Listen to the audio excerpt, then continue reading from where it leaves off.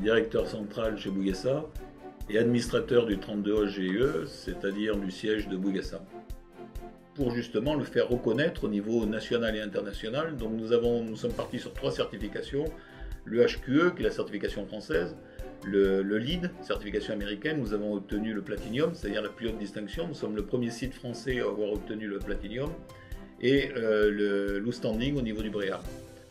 Mais grâce justement à des interventions et du travail qui a été opéré, je vous parlais tout à l'heure de la vanne qui a été mise sur le VRV, c'est-à-dire pour obtenir un débit variable sur eau.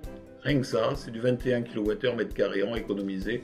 Donc ça nous a permis de passer le pas entre ces 31 qui était notre objectif à une énergie positive aujourd'hui.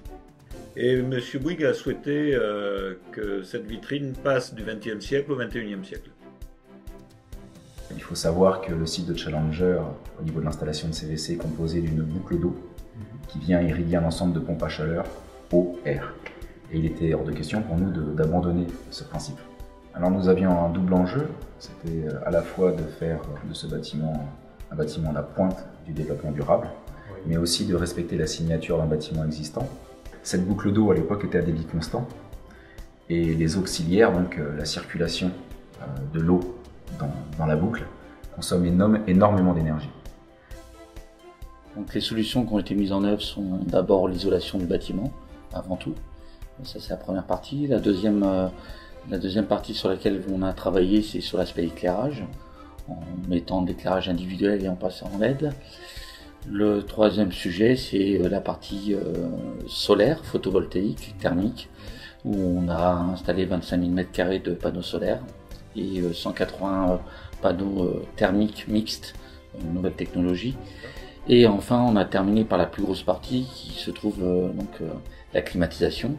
Et c'est les LG qui nous a apporté la solution qui était la plus en adéquation avec le fonctionnement du compresseur et de la boucle d'eau.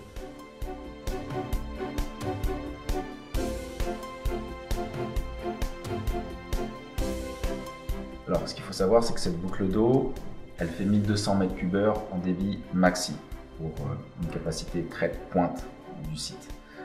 On arrive à descendre à 200 m3. 300 m3, on peut partir du principe qu'il y a une bonne division par 4 des consommations électriques au niveau des auxiliaires.